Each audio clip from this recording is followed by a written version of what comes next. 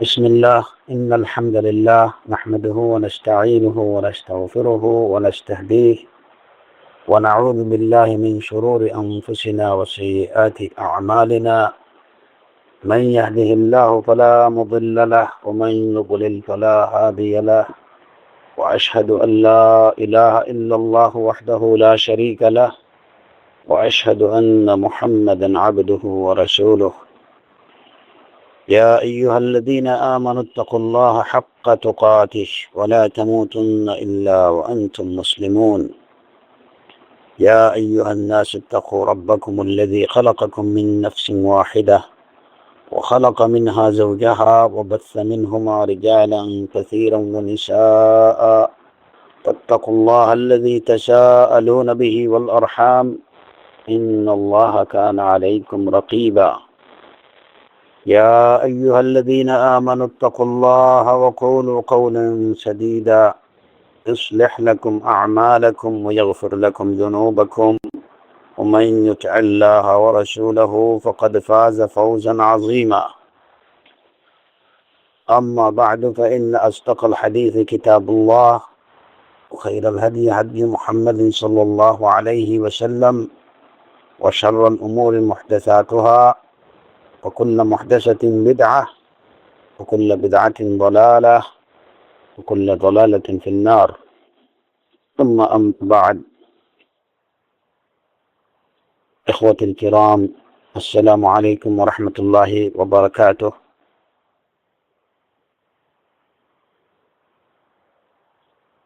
রমাদান সহ একটা দীর্ঘ বিরতির পরে আমরা আজকে আবার আমাদের সেশনগুলো শুরু করতে যাচ্ছি। আল্লাহ আযজা ওয়া জাল্লা সেই তৌফিক আমাদেরকে দিয়েছেন, ফালিল্লাহিল হামদু ওয়াল মিন্না।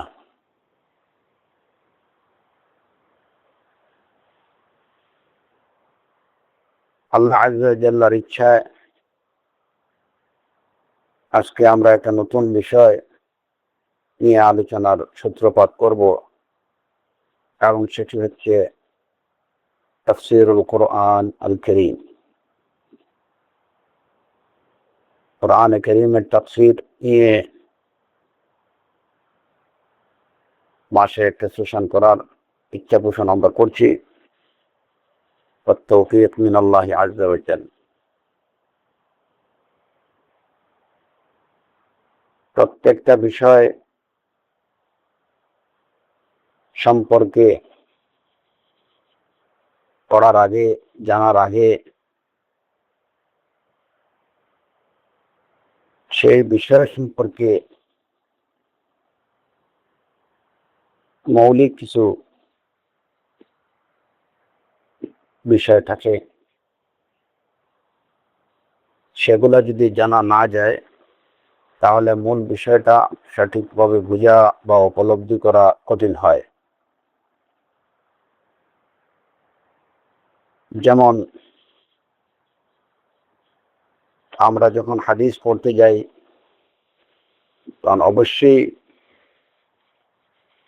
হাদিস পড়া শুরু করার আগে হাদিস কি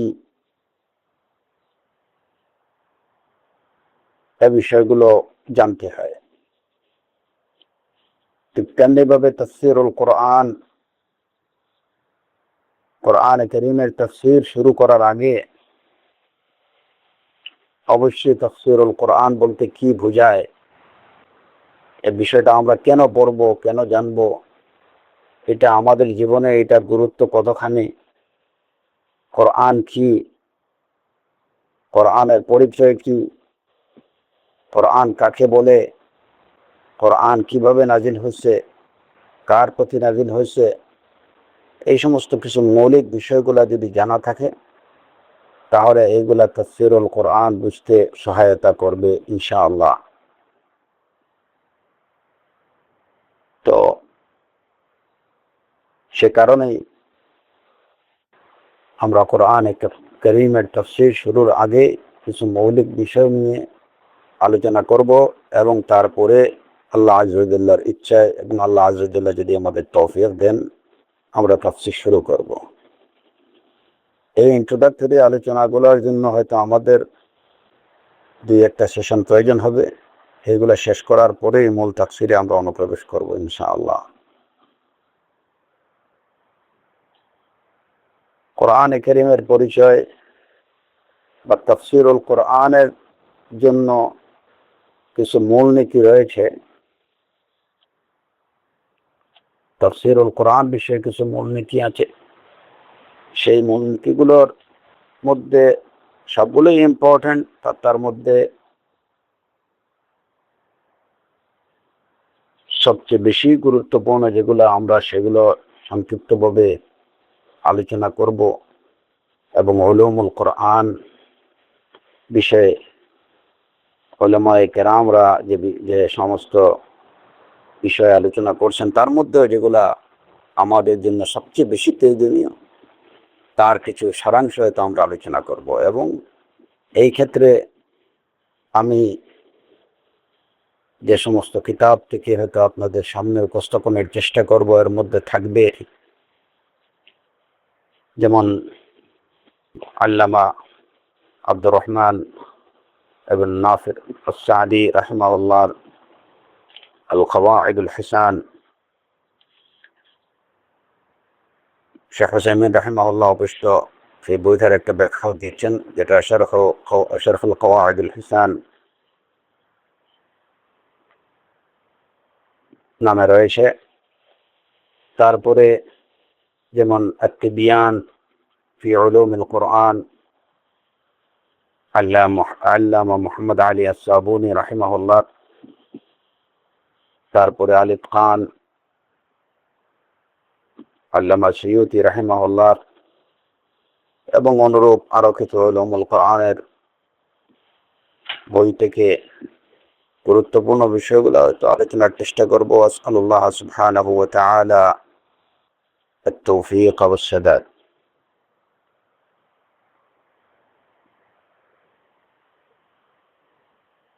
তাফসীরুল কোরআন সম্পর্কে কোরআনের তাফসীর নিয়ে আলোচনার আগে প্রথমত যে মূলনীতিটা আর যে বিষয়টা আমাদের জানা দরকার যে আমরা তাফসীরুল কোরআনের বিষয়টাকে কিভাবে গ্রহণ করব, বিষয়টাকে আমরা কিভাবে নেব,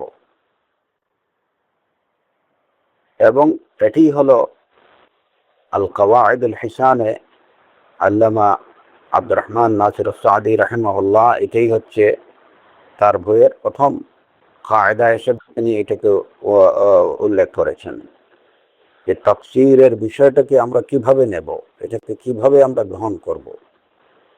তার মানে কি যে তাফসীরটা ইলমুত তাফসীর বা তাফসীরুল কোরআনের বিষয়টাকে আমরা কিভাবে বুঝবো বা এটা কি, এটাকে কিভাবে আমরা গ্রহণ করব, এ বিষয়ে তার এই মূলনীতির মূল বক্তব্য হচ্ছে যে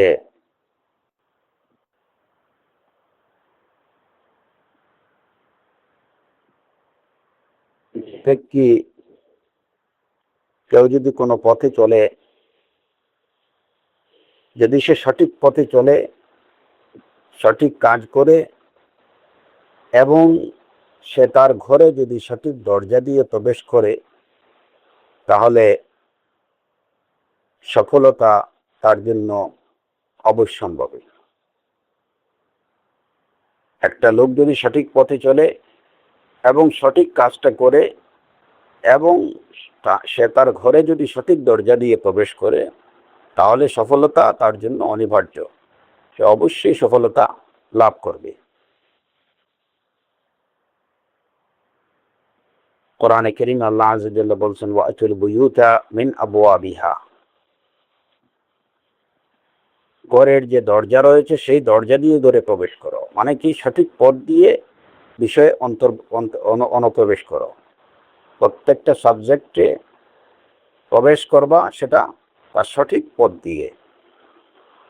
তাফসীরের এই ইলমের মধ্যে যখন আমরা অনুপ্রবেশ করব, তখন সেখানে আমাদের অনুপ্রবেশটা হতে হবে সঠিকভাবে, সঠিক দরজা দিয়ে। এবং সে কারণেই আমাদেরকে জানতে হবে যে এটা সঠিক দরজাটা কি। আমরা তাফসীর জানবো কেন,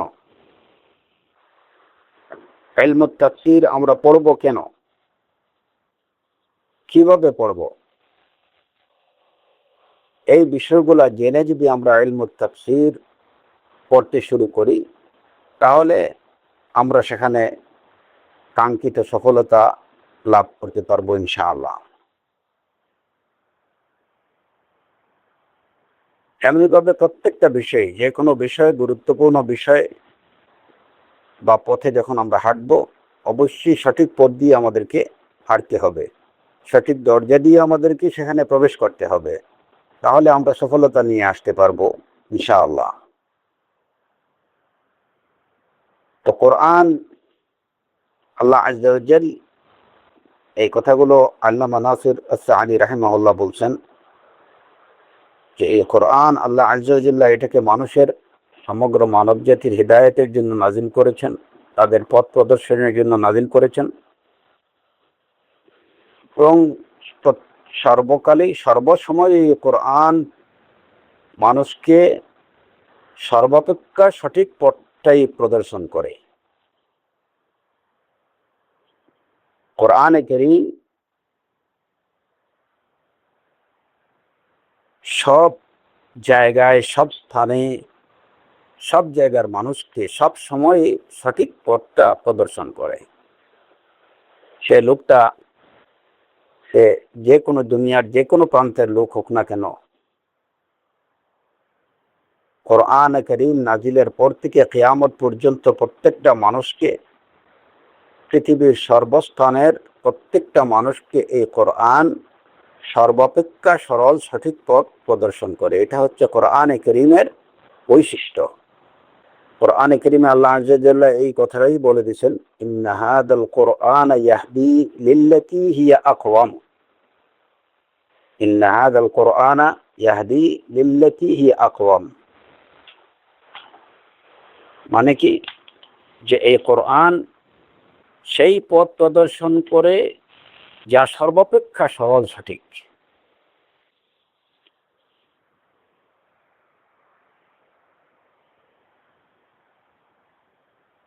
সুতরাং এই আয়াত থেকে এই বিষয়টা একদম সুস্পষ্ট যে সর্বাপেক্ষা সরল সঠিক পথ প্রদর্শনকারী হচ্ছে কোরআনে কারীম।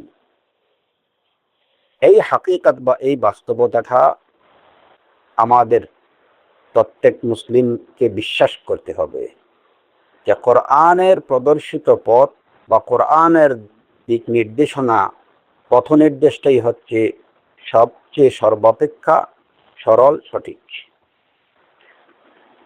সুতরাং যেহেতু এটাই সর্বাপেক্ষা সরল সঠিক, অতএব আমাদের প্রত্যেককে কোরআনে কারীমের নির্দেশনা, কোরআনে কারীমের হিদায়াত গ্রহণ করতে হবে, তাহলেই আমরা সর্বাপেক্ষা সরল সঠিক পথ প্রাপ্ত হব। এবং এটা কিভাবে? প্রথমত এই বিশ্বাস পোষণ করা যে কোরআনের হিদায়াতই হচ্ছে সর্বাপেক্ষা সরল সঠিক হিদায়াত, এর থেকে সঠিক সরল হিদায়াত আর কোনো কিছু হতে পারে না।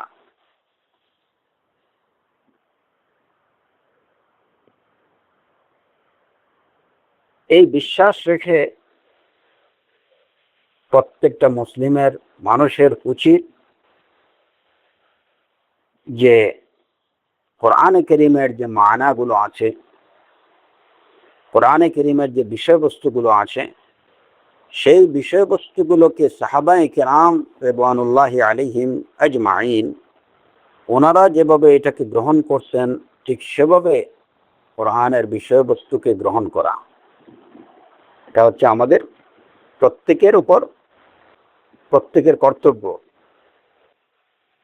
সাহাবায়ে কেরামরা কোরআনের তাফসীরকে, কোরআনের মানাকে, কোরআনের বিষয়বস্তুগুলোকে যেভাবে গ্রহণ করছেন, আমাদেরকে সেভাবে গ্রহণ করতে হবে।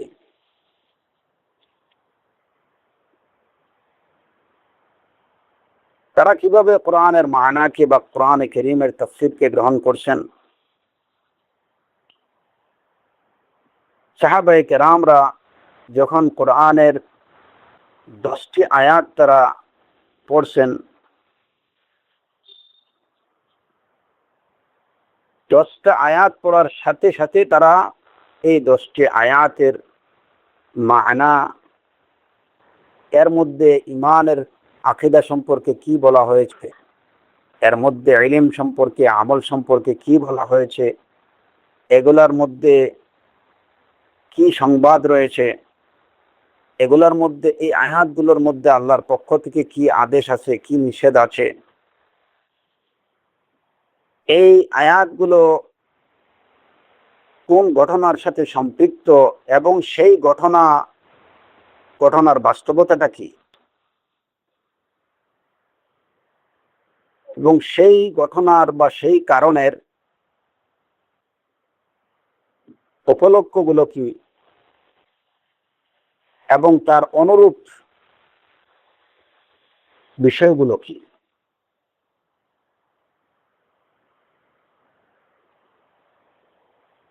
কোরআনে কারীমের একটি আয়াত একটা ঘটনার প্রেক্ষিতে হয়তো নাজিল হয়েছে, সেই ঘটনার সাথে ঘটনার অনুরূপ বিষয়গুলো কি, সেই বিষয়গুলোর উপর বা যে কারণে কোরআনে কারীমের একটা আয়াত নাজিল হয়েছে বলে তারা জানতে পারলেন, তখন অনুরূপ কারণ অন্যান্য যে বিষয়গুলোতে আছে, সেই বিষয়গুলোতেও এই আয়াতের বাস্তবায়ন, এই আয়াতের মধ্যে যে হুকুম আছে সেই হুকুমের বাস্তবায়ন করা,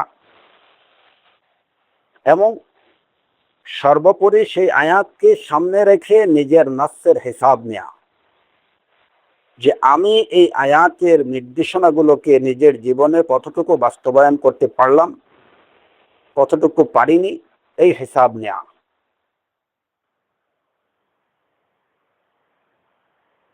আমি এই আয়াতের নির্দেশের উপরে অটল এবং অবিচল থাকতে পারলাম কি পারলাম না, আমার থেকে কতটুকু ত্রুটি বিচ্যুতি হলো, এবং সেই ত্রুটি বিচ্যুতিগুলোকে আমি কিভাবে রিকভার করব, এই যে অনুভূতিগুলো, এই অনুভূতিগুলো নিয়েই তারা কোরআনে কারীমের 10টি আয়াত তিলাওয়াত করতেন এবং এর বেশি তারা যেতেন না। অর্থাৎ 10টা আয়াত পাঠের সাথে সাথে সেই 10টা আয়াতের মধ্যে এই সব বিষয়গুলো, আমার ভাই আল্লাহর পক্ষ থেকে যে আদেশ নিষেধ যা আসছে, এই আয়াতটি কি ঘটনার সাথে সম্পৃক্ত এবং অনুরূপ ঘটনাবলিতে আয়াতের নির্দেশ কিভাবে বাস্তবায়ন করতে হবে, এবং নিজে এই আয়াতের উপরে কতটুকু আমল করতে পারতেছেন, এই বিষয়গুলো ওনারা খতিয়ে দেখতেন। অর্থাৎ 10টা আয়াত তিলাওয়াতের সাথে সাথে সেই আয়াতগুলোর বিষয়বস্তুকে নিজের জীবনে তারা বাস্তবায়ন করতেন। তারা তাফসীরটাকে এভাবেই তাদের জীবনে গ্রহণ করছেন সাহাবায়ে কেরাম। তো মূল কথা হলো যে আমাদেরকে প্রথমত কোরআনে কারীম সম্পর্কে বিশ্বাস পোষণ করা, যে এই কোরআন ইয়াহদি লিল্লাতি হিয়া আকওয়াম, এটা হচ্ছে আমার জন্য সর্বাপেক্ষা সঠিক পথ নির্দেশ। সুতরাং এই কোরআনের নির্দেশনাই আমাকে অনুসরণ করতে হবে। দ্বিতীয়ত,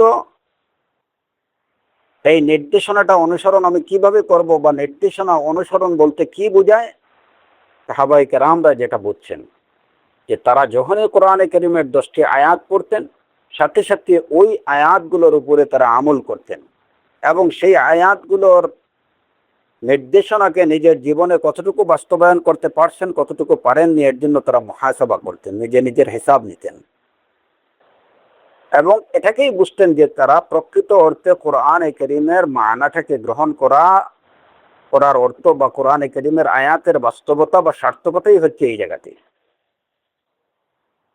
কোরআনে কারীমের সার্থকতা এই জায়গাতেই যে এইটা শুধুমাত্র পড়ার মধ্যেই বা তিলাওয়াতের মধ্যে সীমাবদ্ধ নয়। 10টা আয়াত তিলাওয়াতের সাথে সাথে সেই আয়াতগুলোর মধ্যে যে নির্দেশনা আছে, সেই নির্দেশনাগুলোকে তারা নিজ জীবনে বাস্তবায়ন করতেন, এবং এইভাবেই তারা কোরআনের তাফসীর বা মানাটাকে গ্রহণ করতেন।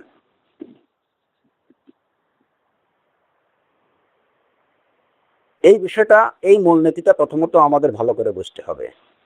এটাই হচ্ছে তাফসীরের সার্থকতা। এই জায়গাতে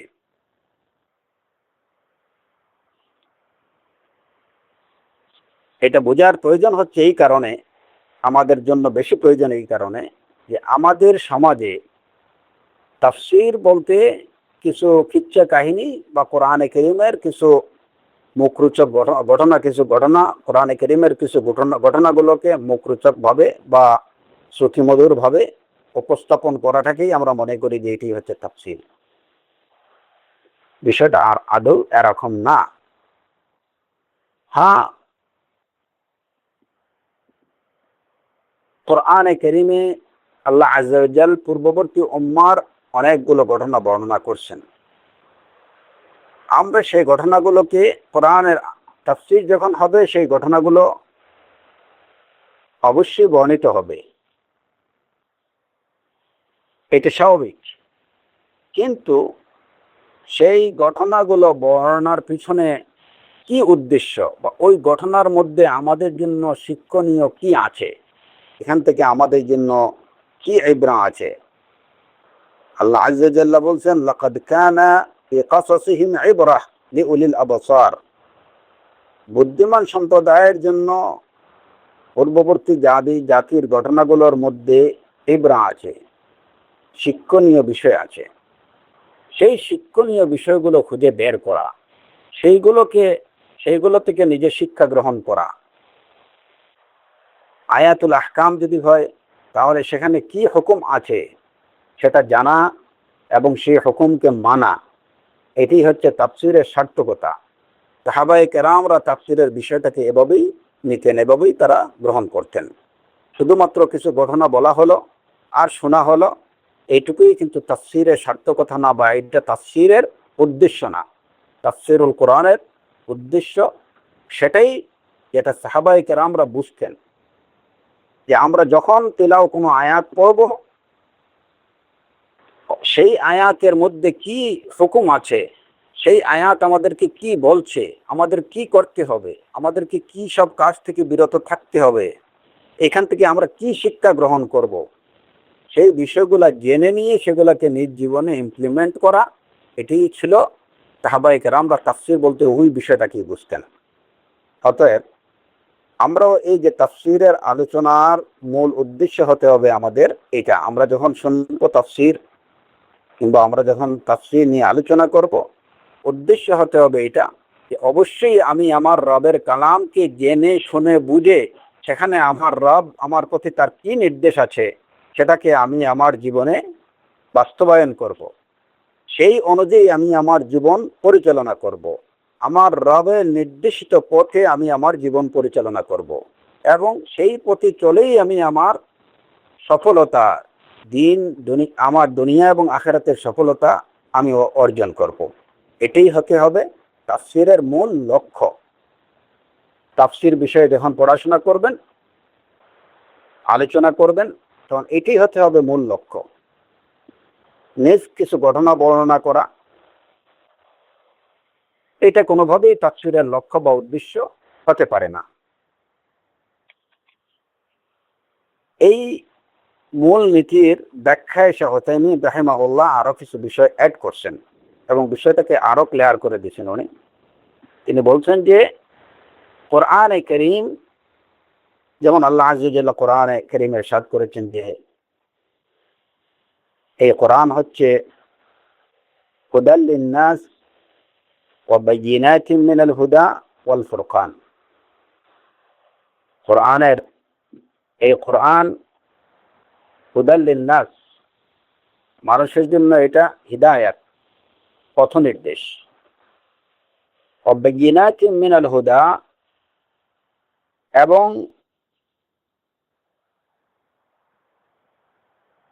এটা সুস্পষ্ট পথ নির্দেশ। ওয়া বায়িনাতিন মিনাল হুদা, মানুষের জন্য হিদায়াত এবং এটা একটা সঠিক সুস্পষ্ট পথ নির্দেশ। ওয়াল ফুরকান, এবং এই কোরআন হচ্ছে সত্য এবং মিথ্যার মধ্যে সুস্পষ্ট পার্থক্য নির্ণয়কারী, পার্থক্য বিধানকারী। কোরআন হক এবং বাতিলের মধ্যে পার্থক্য নির্ণয় করে দেয়। এই কোরআন মানুষের জন্য হিদায়াত, এবং এই কোরআনে রয়েছে সুস্পষ্ট পথ নির্দেশ। যখন আমরা এই আয়াতে বিশ্বাস করব, অবশ্যই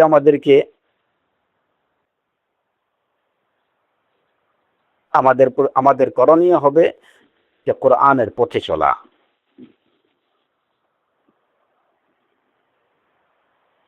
কোরআনের পথে চলতে হবে। যদি আমি বিশ্বাস করি যে কোরআন আমাকে সঠিক পথটাই দেখায়, যদি আমি বিশ্বাস করি যে কোরআন সত্য এবং মিথ্যার মধ্যে পার্থক্য নির্ণয় করে দেয়, যদি আমি বিশ্বাস করি যে কোরআন হচ্ছে মানব জাতির জন্য হিদায়াত, তাহলে অবশ্যই আমাকে কোরআনের পথই অনুসরণ করতে হবে। এর বাইরে কোনো পথ আমি অনুসরণ করতে পারবো না। এটা হচ্ছে কোরআনের এই আয়াতে বিশ্বাসের দাবি। কেউ যদি শুধুমাত্র এইটুকু বিশ্বাস করলো যে হ্যাঁ কোরআন হিদায়া, কোরআন হুদাল লিন্নাস ওয়া বাইয়িনাতিন মিনাল হুদা ওয়াল ফুরকান, তো বিশ্বাস করলো ইন্না হাদাল কোরআন ইয়াহদি লিল্লাতি হিয়া আকওয়াম, কিন্তু সে কোরআনের পথে চললো না। মুখে স্বীকার করলো কিন্তু কোরআনের পথে চললো না, কোরআনের সেই পথ নির্দেশগুলো সে অনুসরণ করলো না, তাহলে তাকে কোরআনে বিশ্বাসী বলা যাবে না।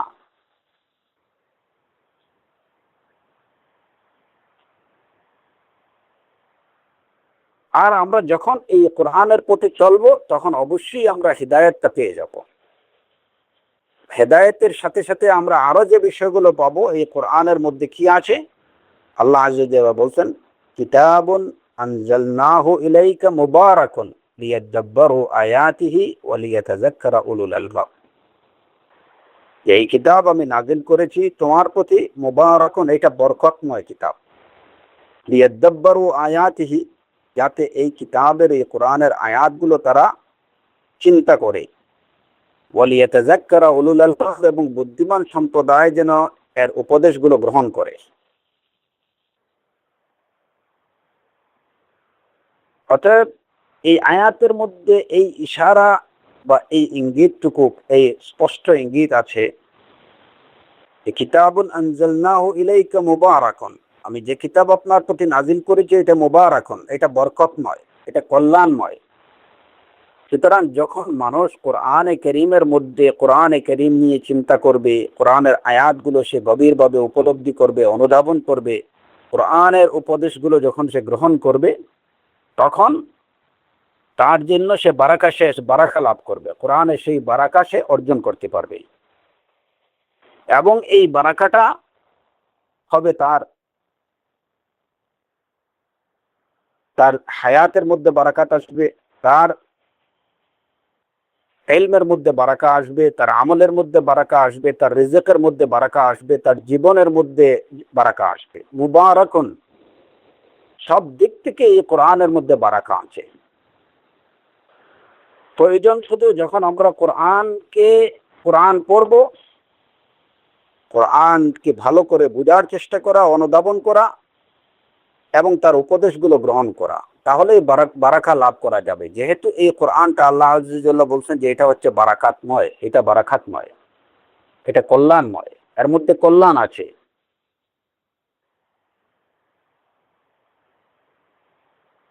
আমাদের পূর্ববর্তী সালাফদের জীবনের দিকে যদি আমরা তাকাই, তাহলে তারা দেখা যায় যে তারা কোরআনটাকে ওইভাবেই গ্রহণ করছেন, আর গ্রহণ করার কারণে তাদের জীবন হয়েছে বরকতময়, কল্যাণময়। তাদের জীবন জীবিকা সবকিছুর মধ্যেই বারাকা ছিল, তাদের ইলমের মধ্যে বারাকা ছিল, তাদের আমলের মধ্যে বারাকা ছিল। কারণ লিয়াদাব্বারু আয়াতিহি, এই নির্দেশ তারা অনুসরণ করছেন, তারা কোরআনের বিষয়গুলো ভালো করে উপলব্ধি করছেন, ভালো করে চিন্তা করছেন, এবং কোরআনের উপদেশগুলো, ওয়া লিয়াতাযাক্কারা উলুল আলবাব, তারা কোরআনের উপদেশগুলো গ্রহণ করছেন। যে কারণে সালাফে সালেহিনের জীবনের দিকে আমরা তাকালে কি দেখি, যে কম সময়ের মধ্যে তারা উম্মার জন্য যে খেদমত করে গেছেন, যেটা বর্তমান সময়ে কল্পনাও করা যায় না, যে এই কম সময়ে, কম সময়ের মধ্যে তারা এত কাজ ইসলামের জন্য কিভাবে করলেন। আমাদের খুব বেশি দূরে যাওয়ার দরকার নেই, যদি আমরা ইমাম ইবনে তাইমিয়া রাহিমাহুল্লাহ, ইবনুল কাইয়িম রাহিমাহুল্লাহ, ইবনে কাসির রাহিমাহুল্লাহ, যাহাবি রাহিমাহুল্লাহ, ওনাদের ওনাদের জীবনের দিকে যদি আমরা তাকাই, তাহলে ওনারা আমাদের জন্য যে ইলম রেখে গেছেন, দ্বীনের যে খেদমত তারা করে গেছেন, এটা ভাবতে অবাক লাগে যে এই সময়ের মধ্যে কিভাবে তারা এত কাজ কিভাবে করলেন, এটা কি করে সম্ভব হলো। এটার একটাই জবাব যে এগুলা হলো কোরআনে কারীমের বারাকা। তারা কোরআন নিয়ে কি করছেন, চিন্তা করছেন, অনুধাবন উপলব্ধি করছেন, কোরআনের তারা উপদেশগুলো গ্রহণ করছেন, যে কারণে তাদের জীবন হচ্ছে বরকতময়। এটার মধ্যে বারাকা ছিল, এটার মধ্যে কল্যাণ ছিল, কম সময়ের মধ্যে তাদের আউটপুট ছিল অনেক বেশি।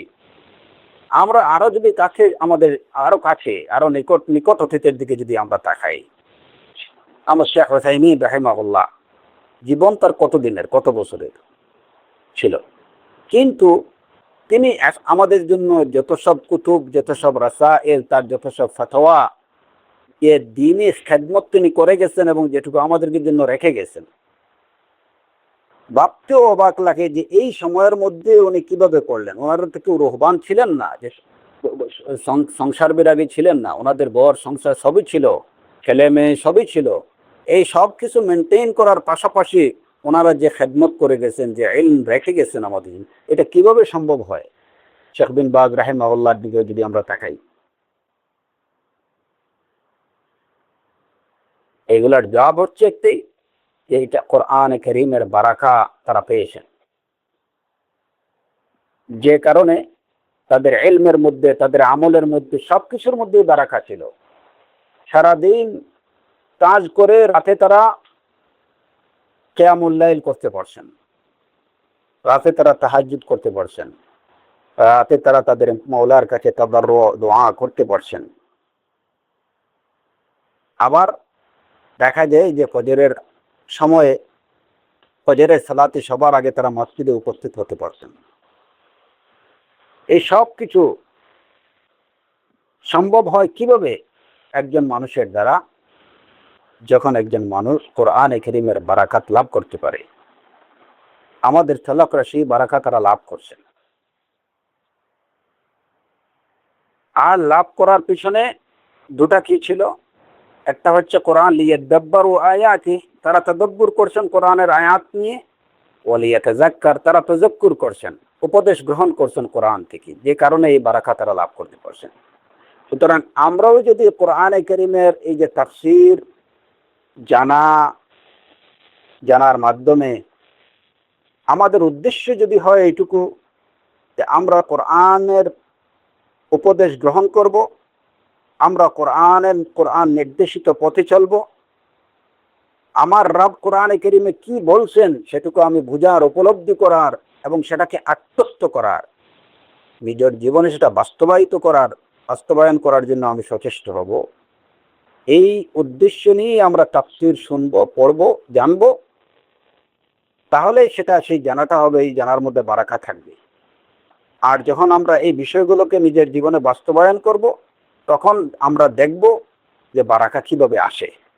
আপনার কাজের মধ্যে, আপনার রিজকের মধ্যে, আপনার আমলের মধ্যে, আপনার ইলমের মধ্যে, আপনার হায়াতের মধ্যে বারাকা আসবে।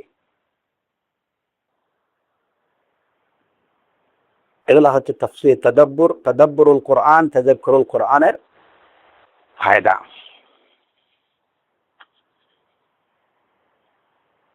সুতরাং সাহাবায়ে কেরামরা দেখা যায় যে যখন 10 আয়াত তারা তিলাওয়াত করছেন, ওই 10 আয়াতগুলোকে ভালো করে বোঝার চেষ্টা করছেন যে এখানে কি বলা হয়েছে। এর জন্য যে সাহাবায়ে কেরামদের মধ্যে যারা সূরাতুল বাকারা বা সূরাতু আল ইমরান, এই এই দুইটা সূরা যখন যারা পড়ে ফেলতেন, সমাজের মধ্যে, তাদের সমাজে এদেরকে অনেক সম্মানিত বলে মনে করা হতো।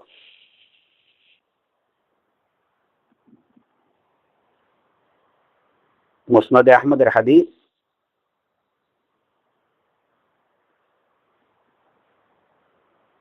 আনাস রাদিয়াল্লাহু আনহু থেকে বর্ণিত, তিনি বলছেন যে আমাদের মধ্যে যখন কেউ সূরা বাকারা এবং আল ইমরান তিলাওয়াত করত, তখন আমাদের সমাজে তিনি সম্মানিত ব্যক্তি হিসাবে পরিচিতি পেতেন, তাকে সম্মানিত ব্যক্তি মনে করা হতো।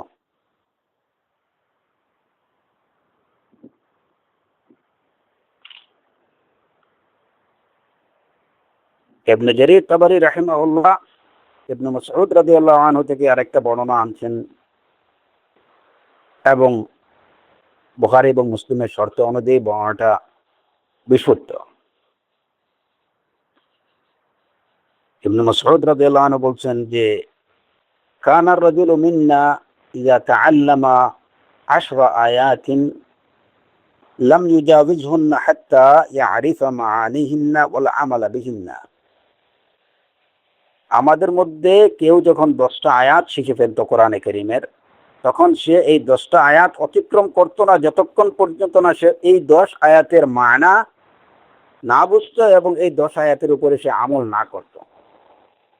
এই ছিল সাহাবায়ে কেরামদের প্র্যাকটিস। কোরআনের বিষয়ে তাদের, কোরআনকে তারা এভাবেই গ্রহণ করছেন। যখন 10টা আয়াত শিখে নিতেন, সাথে সাথে এই 10টা আয়াতের মানা এবং এই 10টা আয়াতের উপরে আমল তারা করতেন। তারপরে তারা 11 নম্বর আয়াতে যেতেন। যখন তাদের মধ্যে কেউ সূরাতুল বাকারা এবং সূরাতু আল ইমরান পড়ে নিতেন, তখন তাকে সমাজে সম্মানিত লোক বলে তিনি গণ্য হতেন। কারণ কি? 10 আয়াত পড়ার সাথে সাথে সেগুলোর মানা ভালো করে তারা বুঝতেন এবং ওই 10 আয়াতের মধ্যে যে নির্দেশনাগুলো আসছে সেগুলোর উপরে তারা আমল করতেন। অনুরূপভাবে যখন সূরাতুল বাকারা এবং সূরাতু আল ইমরান তাদের পড়া হয়ে যেত, তাহলে উনি একজন সম্মানিত ব্যক্তি হিসাবে বিবেচিত হতেন এবং হওয়াটাই ছিল প্রয়োজন। কারণ সূরাতুল বাকারা আল ইমরান যখন পড়া হয়ে যেত, অবশ্যই সাথে সাথে তারা এই 2 সূরার মানা এবং এর মধ্যে আল্লাহ আযজা ওয়া জাল্লার পক্ষ থেকে যে নির্দেশগুলো আছে সেই নির্দেশগুলোকে তারা অনুসরণ করতেন, বাস্তবায়ন করতেন তাদের জীবনে, যে কারণে সমাজে তাদেরকে সম্মানিত লোক বলে গণ্য করা হতো। এখন আমরা যদি আমাদের সমাজের দিকে তাকাই, যে শত শত না বরং হাজার হাজার হুফাজুল কোরআন আমাদের সমাজে বিদ্যমান, যারা শুধু বাকারা আর আল ইমরান পড়ে নেই, বরং বাকারা থেকে নিয়ে সূরাতুন নাস পর্যন্ত, সূরাতুল ফাতিহা থেকে সূরাতুন নাস পর্যন্ত যারা মুখস্থ অহরহ পড়তেছে, কিন্তু এই রূপগুলোই আমাদের সমাজে সবচেয়ে বেশি অবহেলিত। আজকে হাফিজুল কোরআনের প্রয়োজন পরে যখন রমাদান আসে, তখন তারাবিহ সালাত পড়ানোর জন্য হাফিজদের ডাক পড়ে। আর যদি এই যে সমাজে কিছু যে সমস্ত বিদআগুলো প্রচলিত আছে, সেই বিদআগুলোর জন্য কেউ মারা গেছে, খাতমে কোরআন পড়ানো বা এ ধরনের বিদআতি উপলক্ষে কোরআন খতমের প্রয়োজন যদি হয়, তখন ওই হুফাজদের ডাক পড়ে। নতুবা তারা সারা বছরই উপেক্ষিত থাকেন। কেন তারা উপেক্ষিত? এই প্রশ্নের প্রথম উত্তর হলো যে এই উপেক্ষিত হওয়ার পিছনে তারা নিজেরাই দায়ী। কারণ প্রথমত তারা কেবল হিফজ করছেন, তারা এর মানাটা বুঝেননি। আর দ্বিতীয় বিষয়টা যে এই কোরআনে কারীমের উপরে তারা কতটুকু আমল করতে পারছেন সেটা তারা জানেন এবং আল্লাহ আযজা ওয়া জাল্লা সবচেয়ে বেশি জানেন। যদি এই 2টা বিষয় তারা হিফজের সাথে সাথে এই 2টা বিষয় নিশ্চিত করতে পারতেন, যেটা সাহাবায়ে কেরামরা করতেন, যে 10 আয়াত পড়ার সাথে সাথে তারা ওইগুলোর মানা বুঝতেন এবং সেগুলোর উপরে আমল করতেন, যদি সেটা হতো, তাহলে যেখানে সাহাবায়ে কেরামদের সমাজে বাকারা, সূরাতুল বাকারা এবং সূরাতু আল ইমরান পড়ার পরে তারা সমাজে সম্মানিত ব্যক্তি হিসেবে গণ্য হতেন, তাহলে আমাদের হুফাজরা সূরাতুল ফাতিহা থেকে সূরাতুন নাস পর্যন্ত সারাটা পড়ার পরে কেন তারা সমাজে সম্মানিত হতে পারবে না? এরা তো অনেক বেশি সম্মানিত হওয়ার কথা, কিন্তু তারা উপেক্ষিত থাকার পিছনে ওই দুইটা কারণ। অধিকাংশ হুফাজুল কোরআন যারা আছে, এবং আমাদের দেশের যে তাহফিজুল কোরআন মাদ্রাসাগুলোর যে সিস্টেমটা, এই সিস্টেমটাই তাদেরকে এই বারাকা লাভ থেকে বঞ্চিত করছে। তাহফিজুল কোরআন মাদ্রাসাগুলোতে কেবল কোরআন মুখস্থ করানো হচ্ছে, তারা শুধু ওই পাখির মতো মুখস্থ করছে, কি বলতেছে কি পড়তেছে তারা কিছুই বুঝতেছে না। যে কারণে তাহফিজুল কোরআন, শত শত তাহফিজুল কোরআন মাদ্রাসা আছে, ওইগুলা থেকে ছাত্ররা বের হচ্ছে, কোরআন ঠিকই তাদের মুখস্থ আছে, সুন্দরভাবে তারতিলের সাথে তাজবিদের সাথে তারা কোরআনে কারীম পড়তে পারতেছে, তিলাওয়াত করতে পারতেছে, কিন্তু তারা এর অর্থ আদৌ বুঝতেছে না। আর যেখানে অর্থ বুঝতে পারতেছে না, সেখানে কোরআনের নির্দেশগুলোকে নিজের জীবনে তারা কতটুকু বাস্তবায়ন করতে পারবে সেটা তো খুব সহজেই বুঝে যায়। যে কারণে হুফাজুল কোরআনরা সমাজে উপেক্ষিত, এবং এর জন্য তারা যেমন দায়ী, ঠিক এমনি ভাবে আমাদের এডুকেশন সিস্টেমটাও দায়ী।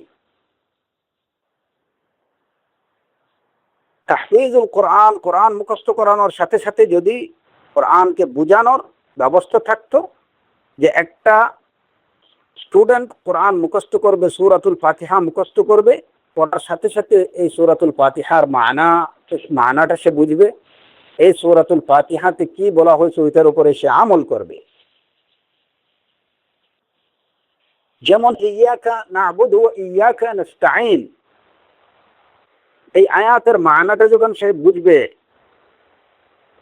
এবং এটার উপরে যখন সে আমল করতে যাবে, তখন তার দ্বারা, এই ছাত্রের দ্বারা, এই হাফিজুল কোরআনের দ্বারা কখনো তাওহীদ বিরোধী কোনো কাজ সংগঠিত হতে পারবে না। কারণ সে এটা বুঝতেছে যে সে বলছে ইয়াকা না'বুদু ওয়া ইয়াকা নাস্তাঈন।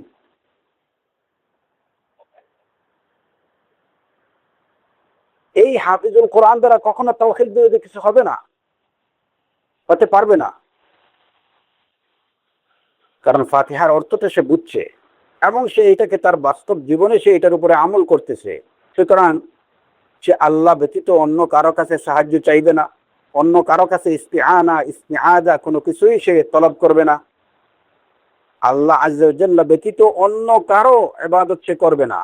সেই ইবাদত তার যাবেহের মাধ্যমে হোক, নাজারের মাধ্যমে হোক, বা সুজুদের মাধ্যমে হোক, কিংবা তাজিমের মাধ্যমে হোক, কোনোভাবেই সে অন্য কারোর প্রতি তার তাজাল্লুল প্রকাশ করবে না। আমাদের সমস্যা হচ্ছে যে একদম গোড়াতেই আমাদের গলত, সিস্টেম গুলাতেই হচ্ছে আমাদের ভুল। নতুবা আমাদের দেশে যে পরিমাণ হাফিজুল কোরআনরা আছে, এই সমাজ বিনির্মাণের জন্য বা এই সমাজের সংস্কারের জন্য এই হুফাজরাই যথেষ্ট হতো, তারাই হতো সমাজের সবচেয়ে সম্মানিত ব্যক্তি। আর ইয়াউমুল কিয়ামতে তো তারা সম্মানিত অবশ্যই হতেন।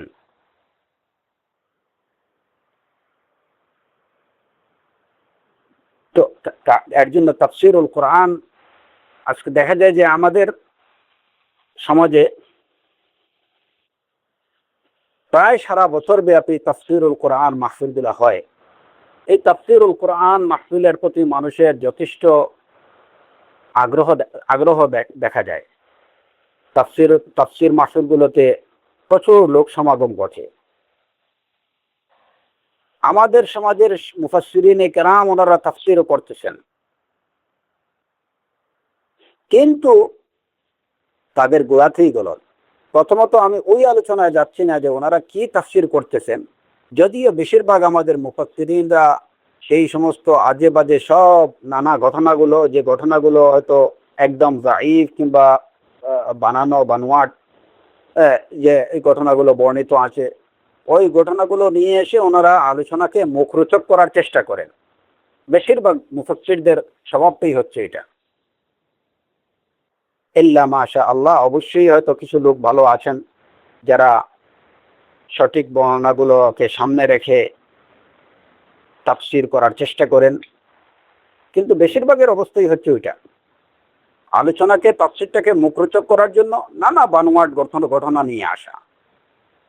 এবং সবচেয়ে বড় যে সমস্যা হলো যে এই তাফসীর মাহফিলে আগন্তুক যারা আছে, শ্রবণকারী যারা আছে এবং তাফসীর যারা করতেছে, তারা নিজেরাই জানে না যে এই তাফসীর মাহফিলের দ্বারা উদ্দেশ্য কি, এই তাফসীরের উদ্দেশ্য কি, লক্ষ্যটা কি।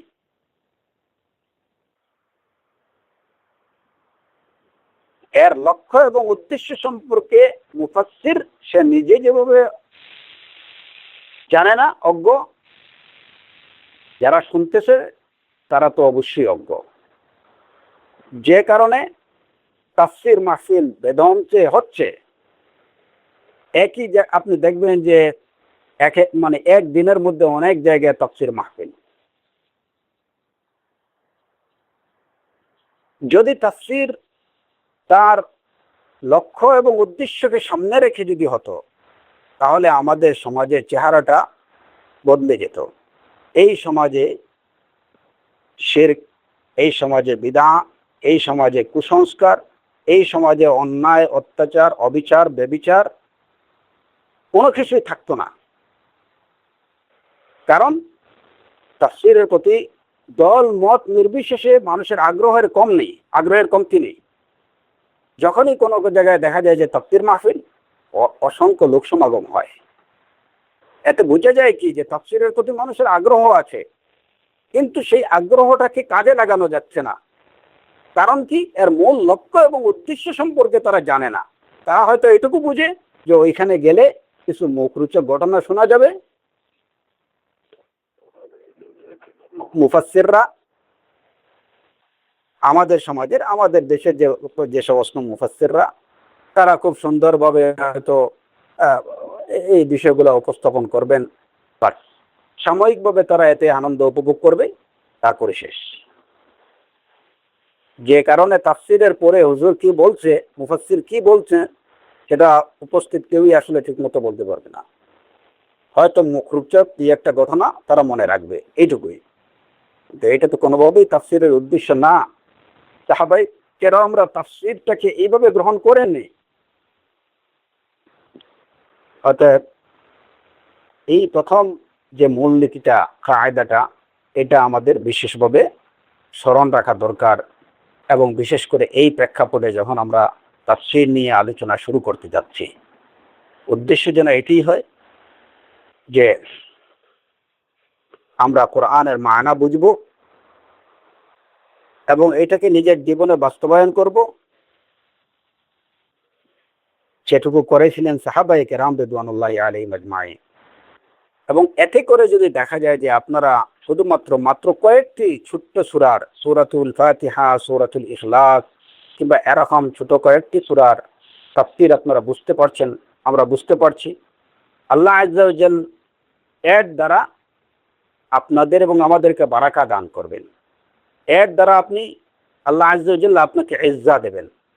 যেভাবে সাহাবায়ে কেরামরা ইজ্জত লাভ করছিলেন, এই কোরআনই তাদেরকে ইজ্জত দিছিল।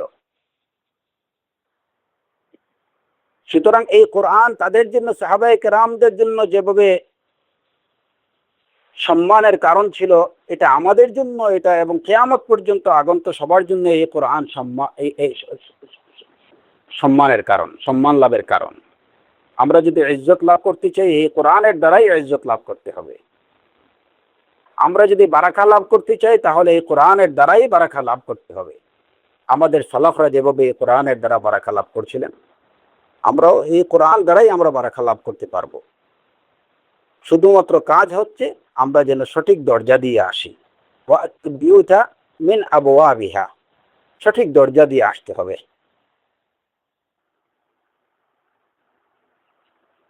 তাহলেই সফলতা লাভ করা যাবে।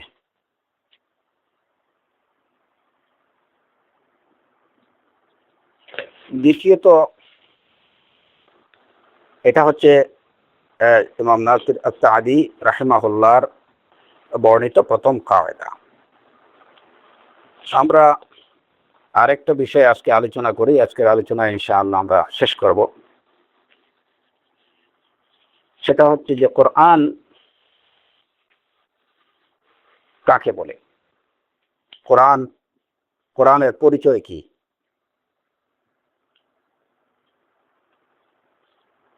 কোরআন হলো কালামুল্লাহিল মুজিজ, আল্লাহর অলৌকিক বাণী, সর্বশেষ নবীর প্রতি যেটি নাজিলকৃত জিবরিল আলাইহিস সালাতু ওয়াস সালামের মাধ্যমে, এবং মুসহাফের মধ্যে যেটি লিখিত, আমাদের কাছে মুতাওয়াতির সনদে, বিশুদ্ধ ধারাবাহিক সনদে যেটি আমাদের কাছে বর্ণিত, যেটি তিলাওয়াতের দ্বারা আল্লাহ নৈকট্য কামনা করা যায়, যেটি সূরাতুল ফাতিহা দ্বারা যেটার শুরু এবং সূরাতুন নাসের মাধ্যমে যার সমাপ্তি। এই হলো কোরআনের পরিচিতি। কোরআন হলো আল্লাহর অলৌকিক বাণী, যেটি সর্বশেষ নবীর উপরে নাজিলকৃত জিবরিল আলাইহিস সালামের মাধ্যমে। জিবরিল আলাইহিস সালামের মাধ্যমে সর্বশেষ নবীর প্রতি নাজিলকৃত, যেটি মুসহাফের মধ্যে লিখিত, আমাদের কাছে বিশুদ্ধ ধারাবাহিক সনদে বর্ণিত, যার তিলাওয়াত হচ্ছে ইবাদা, বা যে সেই তিলাওয়াতের দ্বারা আল্লাহর নৈকট্য কামনা করা যায়, আর যে গ্রন্থখানি সূরাতুল ফাতিহা দ্বারা শুরু এবং সূরাতুন নাস দ্বারা শেষ। কোরআনের এই পরিচিতির বিষয়ে উলামায়ে কেরাম, উসুলিয়্যিন সবাই একমত, এ বিষয়ে কারো কোনো দ্বিমত নেই। এই কোরআনকে আল্লাহ আযজা ওয়া জাল্লা নাজিল করেছেন মানব জাতির সংবিধান হিসেবে, মানব জাতির হিদায়াতের জন্য। আর রাসূল সাল্লাল্লাহু আলাইহি ওয়াসাল্লাম তিনি যে আল্লাহর পক্ষ থেকে প্রেরিত রাসূল, সেই কথার সত্যতার প্রমাণ হিসাবে, রাসূলের নবুয়ত এবং রিসালাতের সত্যতার প্রমাণ হিসেবে প্রমাণ হলো কোরআন। এই কোরআন তানজিলুম মিন হাকিমিন হামিদ,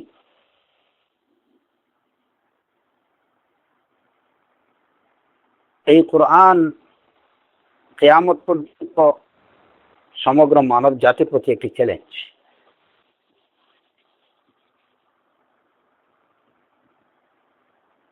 তো কোরআনে কারীমের এই পরিচিতিটা আমাদের জানা রাখতে হবে, যাতে করে কোরআন এবং কোরআন ছাড়া অন্য যেগুলো, যেন হাদিস,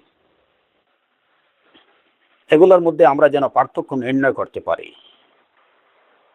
যেটি কোরআন না সেটিকে যেন আমরা কোরআন মনে না করি,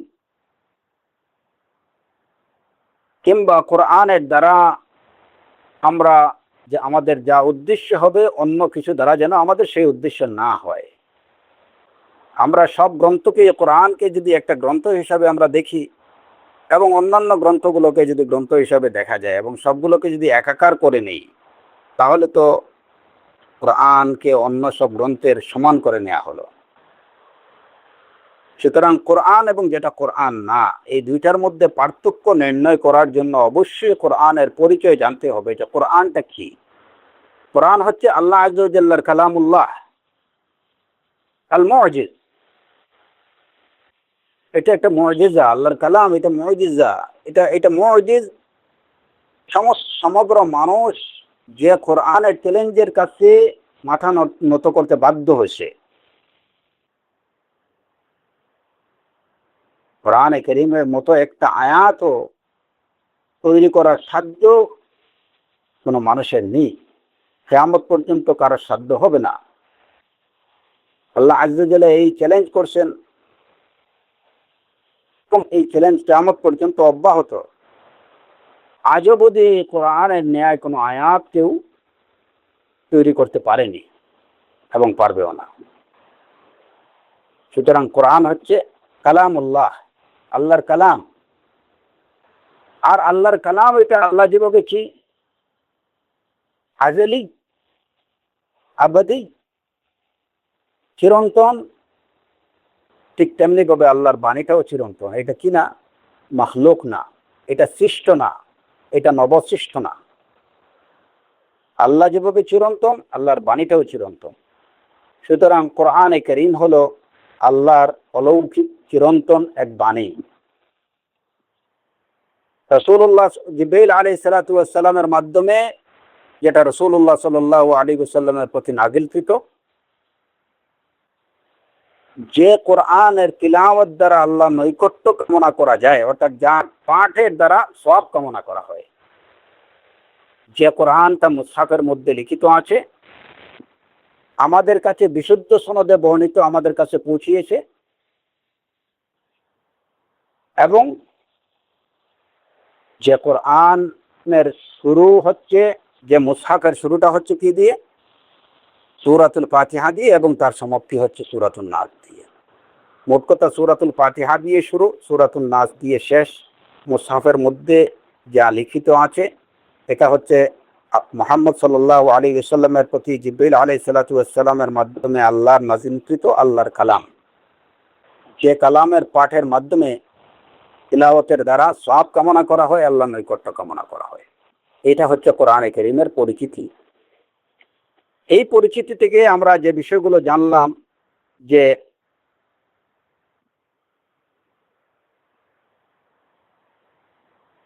এই বৈশিষ্ট্য যে কিতাবের থাকবে না, সেটাকে কোনোভাবেই কোরআন বলা যাবে না। এটাকে কোনোভাবেই কোরআন বলা যাবে না। এখন যদি কেউ বলে যে, কোনো কোনো নতুন কেউ যদি দাবি করে যে তার কাছে ওয়াহি আসছে, আল্লাহ কিছু নাজিল করছেন, তাহলে সেটা কোরআন বলে গণ্য হবে না। কারণ ওয়াহির পথ বন্ধ হয়ে গেছে। আর আমরা যদি মেনেও নেই, এটা তর্কের খাতিরে, ওয়াহির পথ একদম পরিপূর্ণরূপে রুদ্ধ। কোনো শয়তান যদি দাবি করে যে তার কাছে ওয়াহি আসছে, তাহলেও তার কাছে নাজিলকৃত ওই বিষয়টা কোরআন হিসেবে গণ্য হবে না। কারণ কোরআন এটা নাজিল হয়েছিল রাসূলুল্লাহ সাল্লাল্লাহু আলাইহি ওয়াসাল্লামের প্রতি জিবরিল আলাইহিস সালাতু ওয়াস সালামের মাধ্যমে। সুতরাং কোনো শয়তান যদি অন্য কিছু দাবি করে, তাহলে সেটা তার শয়তানি ওয়াহি ছাড়া আর কিছু হবে না।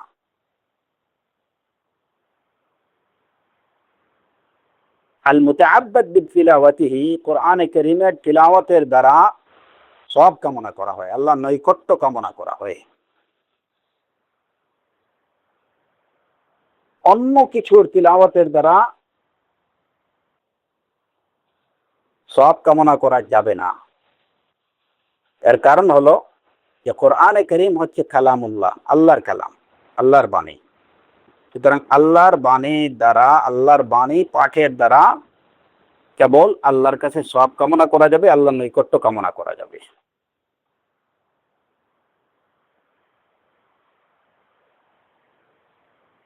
অন্য কিছুর দ্বারা, অন্য কিছুর তিলাওয়াত, কেউ যদি হয়তো একটা, ধরেন হয়তো ফাতহুল বারি করলো কেউ, হয়তো আরো অন্যান্য যে সমস্ত ইসলামী যে সমস্ত কুতুবগুলো আছে, এগুলা কেউ পড়লো, ওইগুলার দ্বারা কিন্তু সে এটার দ্বারা সে সওয়াব কামনা করতে পারবে না। যে ওইগুলার তিলাওয়াত দ্বারা সে সওয়াব কামনা করতে পারবে না। অথচ কোরআনে কারীমের প্রত্যেকটা হারফের দ্বারা সে সওয়াব কামনা করবে, আল্লাহ নৈকট্য কামনা করবে। প্রত্যেকটা হারফের দ্বারা সে 10টা সওয়াব লাভ করতে পারবে। কিন্তু এই বৈশিষ্ট্য হাদিসে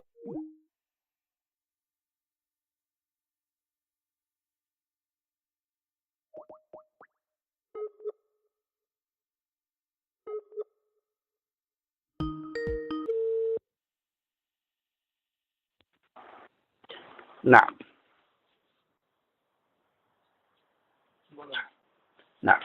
তো কোরআনে কারীমের প্রত্যেকটা হারফের তিলাওয়াতের দ্বারা 10টা সওয়াব লাভ করা যাবে, এবং এর দ্বারা আল্লাহর নৈকট্য কামনা করা যাবে। এর বাইরে অন্য কোনো গ্রন্থের তিলাওয়াতের দ্বারা আল্লাহর নৈকট্য বা সওয়াব কামনা করা যাবে না। রাসূলুল্লাহ সাল্লাল্লাহু আলাইহি ওয়াসাল্লামের হাদিস, এইটাও যদিও এটা এক প্রকার ওয়াহি, এটাও ওয়াহি, কিন্তু কোরআন এবং হাদিসের মধ্যে পার্থক্য হচ্ছে এটুকু যে কোরআনে কারীমের আলফাজ এবং মাআনি, তার শব্দ এবং অর্থ দুইটাই আল্লাহ আযজা ওয়া জাল্লার পক্ষ থেকে।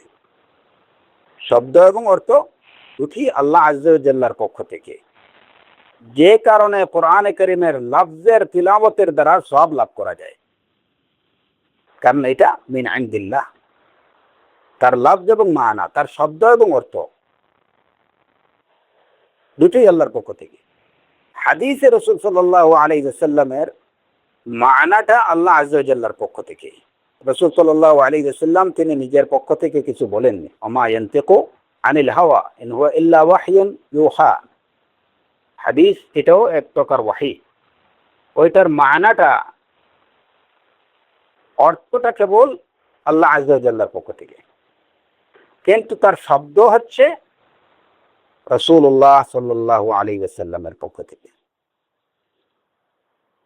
হাদিসের শব্দ রাসূলুল্লাহ সাল্লাল্লাহু আলাইহি ওয়াসাল্লামের, আর তার অর্থটা হচ্ছে আল্লাহ আযজা ওয়া জাল্লার পক্ষ থেকে।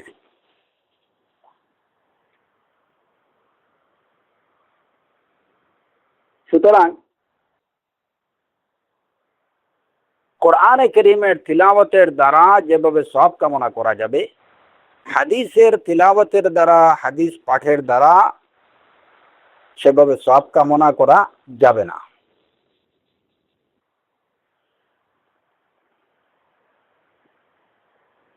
এখন এখানে একটা বড় সমস্যা, যে সমস্যাটা আমাদের সমাজে প্রকটভাবে বিদ্যমান।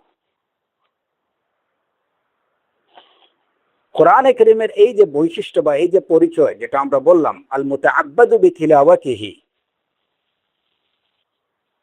কালামুল্লাহিল মুনাজ্জালু আলা রাসূলিহি আন তরিকি জিবরিল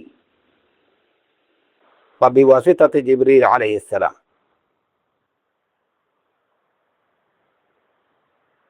কোরআনের এই পরিচয়ের বিষয়ে উলামায়ে কেরাম, যুগ যুগ ধরে উলামায়ে কেরাম সবাই একমত, এ বিষয়ে কারো কোনো দ্বিমত নেই।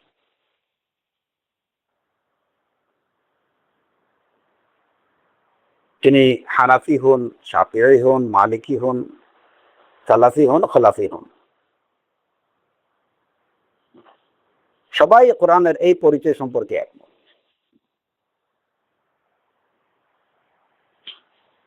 হাদিসের যে পরিচয়, যেটা আমরা বললাম যে হাদিস তার অর্থটা হচ্ছে আল্লাহ আযজা ওয়া জাল্লার পক্ষ থেকে, এবং তার শব্দগুলো হচ্ছে রাসূলুল্লাহ সাল্লাল্লাহু আলাইহি ওয়াসাল্লামের চয়নকৃত, রাসূল সাল্লাল্লাহু আলাইহি ওয়াসাল্লামের। এই হাদিসের এই পরিচয় সম্পর্কেও সবাই একমত, কারো কোনো দ্বিমত নেই।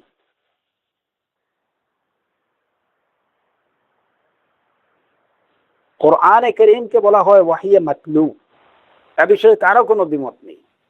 হাদিসকে বলা হয় ওয়াহি গায়রু মাতলু, এ বিষয়ে কারো কোনো দ্বিমত নেই। কিন্তু দুঃখের বিষয় হলো কোরআনের এই পরিচয়টাকে সবাই স্বীকার করেন, হাদিসের এই পরিচয়টাকে সবাই স্বীকার করেন, এ বিষয়ে কারো কোনো দ্বিমত না থাকা সত্ত্বেও আমাদের সমাজে কোরআনে কারীমের খতম থেকে হাদিসের খতমকে গুরুত্ব দেওয়া হয় অনেক বেশি।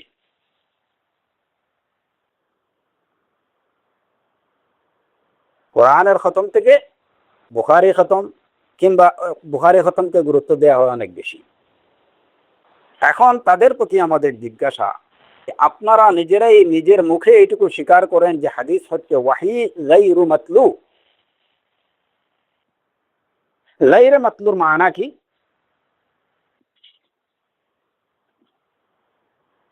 গায়রু মুতাআব্বাদিন বিতিলাওয়াতিহি, যেটার তিলাওয়াতের দ্বারা ইবাদত বা আল্লাহর নৈকট্য কামনা করা যায় না, সেটাই হচ্ছে গায়র মাতলু।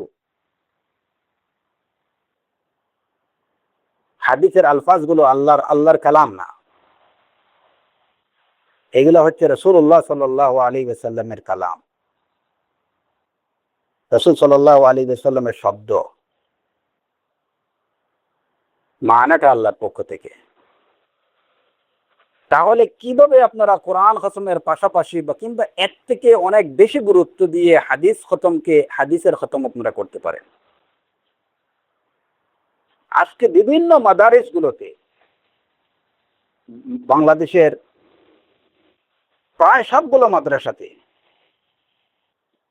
বুখারী খতমের যে প্রথা চালু, এটা কিসের ভিত্তিতে? অথচ আপনারা নিজেরাই বলতেছেন যে এর তিলাওয়াতের দ্বারা, কোরআনে কারীমের তিলাওয়াতের দ্বারা আল্লাহ নৈকট্য কামনা করা যায়, সওয়াব কামনা করা যায়। কিন্তু হাদিসটা হচ্ছে গায়রু মাতলু, এটার দ্বারা সওয়াব কামনা করা যায় না। হ্যাঁ, আমরা এইটুকু অস্বীকার করছি না যে যদি কেউ হাদিস পাঠ করে তাহলে অবশ্যই সে হয়তো যখনই বলবে কালা রাসূলুল্লাহ সাল্লাল্লাহু আলাইহি ওয়াসাল্লাম, কালা রাসূলুল্লাহ বলার সাথে সাথে সাল্লাল্লাহু আলাইহি ওয়াসাল্লাম বলবে, রাসূল সাল্লাল্লাহু আলাইহি ওয়াসাল্লামের প্রতি সালাত এবং সালাম পাঠ করবে। এইটুকুর দ্বারা দুরূদ পাঠের সওয়াব যেটুকু সেটা সে লাভ করবে। কিন্তু হাদিস তিলাওয়াতের দ্বারা আল্লাহ নৈকট্য কামনা করা, যেভাবে কোরআনের তিলাওয়াতের দ্বারা ডিরেক্টলি আল্লাহ নৈকট্য কামনা করা যায়, হাদিসের তিলাওয়াতের দ্বারা ওইভাবে নৈকট্য কামনা করার তো কোনো সুযোগ নেই। তাহলে কেন কোরআন খতমের পাশাপাশি বা কোরআনের তিলাওয়াতের পাশাপাশি হাদিসের তিলাওয়াতটাকে আপনারা সমান্তরালে নিয়ে আসেন কেন? এবং এটা এটা কেন সমান্তরালে নাই হোক? যে কোনো বালা মুসিবত যখন কারো উপরে পড়ে আপনারা সিস্টেম চালু রাখছেন যে বড় কোনো সমস্যা হলে এখানে বুখারী খতম। সুবহানাল্লাহ। আপনারা কি বলতে পারবেন যে হাদিসের এক একটা শব্দে পাঠের মাধ্যমে 10টা সওয়াব পাওয়া যাবে? কিংবা আপনারা কি এটুকু বলতে পারবেন যে হাদিসের একটা হরফ পড়ার পরে একটা সওয়াব পাওয়া যাবে? এই বিষয়ে আপনারা কোনো হাদিস রাসূল সাল্লাল্লাহু আলাইহি ওয়াসাল্লাম থেকে কোনো কিছু বর্ণিত আছে যে কেউ যদি হাদিসের একটা হরফ পাঠ করে তাহলে একটা হরফের পরিবর্তে একটা নেকি সে লাভ করবে? 10টা তো দূরের কথা। তাহলে বড় কোনো সমস্যা যদি কারো প্রতি পড়ে তাহলে তাদেরকে বুখারী খতম করার জন্য আপনারা কেন এনকারেজ করেন? আর এনকারেজ করেন বা নাই করেন, আপনারা কেন সেটা পড়বেন? এটা আপনাদের প্রতি, তাদের প্রতি আমাদের জিজ্ঞাসা। অথচ আপনারা নিজেরাই স্বীকার করতেছেন যে এটা হচ্ছে ওয়াহী গায়র মাতলু।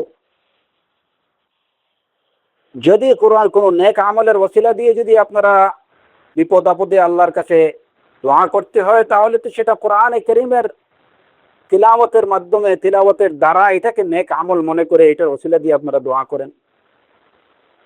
কারণ প্রত্যেকটা হরফের পরিবর্তে 10 নেকি আপনারা লাভ করতে পারতেছেন, এটা নিশ্চিত। তো সেই সওয়াবগুলোর বা সেই আমলে সালেহগুলার ওসিলা নিয়ে দোয়া করেন। তো মূল কথা হচ্ছে যে ওনারা কোরআন ওয়াহী মাতলু আল মুতাআব্বাদু বিতিলাওয়াতিহি এটাকে স্বীকার করেন। হাদিস সম্পর্কে ওনারা এটা স্বীকার করেন যে এটা গায়র মুতাআব্বাদ বিতিলাওয়াতিহি, এটা ওয়াহী গায়রু মাতলু, এটা স্বীকার করেন। কিন্তু তারপরেও কোরআনের তিলাওয়াতের ন্যায় তারা হাদিসের তিলাওয়াতের সিস্টেমকে তারা জারি রাখছেন এবং দুইটা দ্বারাই তারা আল্লাহর নৈকট্য কামনা করেন।